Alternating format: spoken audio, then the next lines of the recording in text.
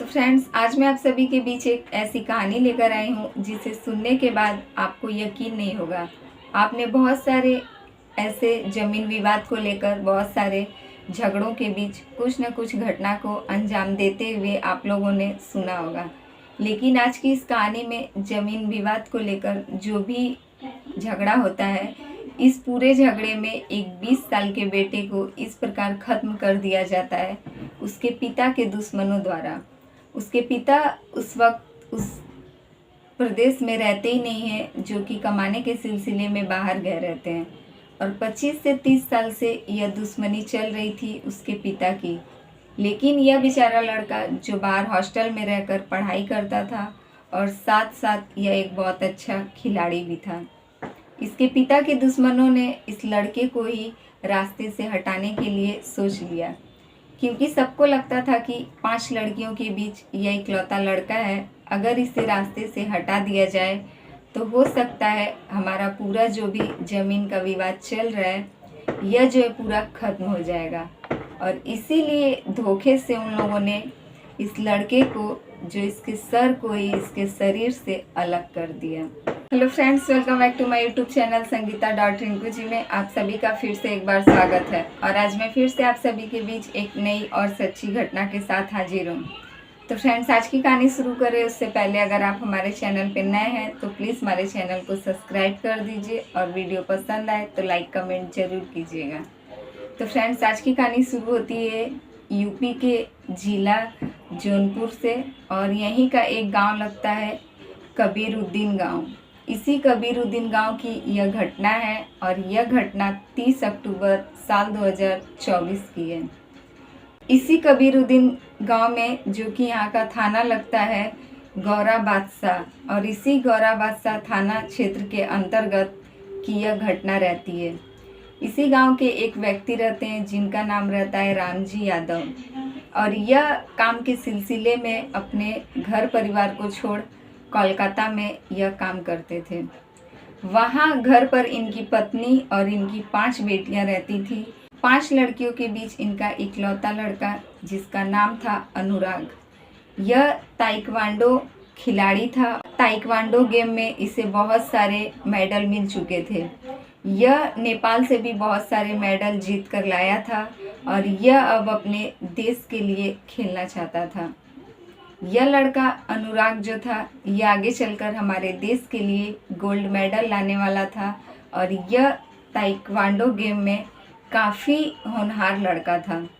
यह अभी 20 वर्ष की उम्र में ही काफ़ी इतनी ज़्यादा मेहनत कर कर अपने पिता का नाम रोशन करना चाहता था। यह रामजी यादव जो थे, इनके घर के बगल में ही एक पड़ोसी से काफ़ी दिनों से, करीब 25 से 30 साल से कुछ ज़मीन विवाद को लेकर इन लोगों के बीच विवाद चलता था। लेकिन इसमें अनुराग की कोई भी गलती नहीं थी। उसके पिता से उसके पड़ोसी की यह सब विवाद जो है 25-30 साल से चल रही थी। उसके पिता ने अपने कुछ ज़मीन का हिस्सा भी उस व्यक्ति को छोड़ दिया था, क्योंकि वह नहीं चाहते थे कि उनके इकलौते लड़के के ऊपर किसी की भी नज़र पड़े, या फिर वो अपने पूरे परिवार को हंसी खुशी से देखना चाहते थे और वह किसी के साथ भी दुश्मनी मोल लेना नहीं चाहते थे। इसीलिए वह चाहते थे कि वह भले ज़मीन को छोड़ दें, लेकिन वह अपने परिवार के ऊपर आँच नहीं आना देना चाहते थे। लेकिन यह लड़का जैसे ही कुछ दिन की छुट्टी लेकर हॉस्टल से घर आया रहता है, एक दिन सुबह सुबह अपनी बहनों के साथ बाहर निकलकर मजाक मस्ती करते हुए, मुंह में दातुन करते हुए जैसे ही वह अपने घर के बाहर द्वार पर निकलता है, पूरी प्लानिंग के मुताबिक वह जो इसके पिता का जिस व्यक्ति से ज़मीन विवाद चल रहा था, वह पूरी प्लानिंग के मुताबिक वहीं झाड़ियों के बीच आकर छिपा रहता है और अपने हाथ में तलवार लेकर अचानक से अनुराग के सामने आ जाता है।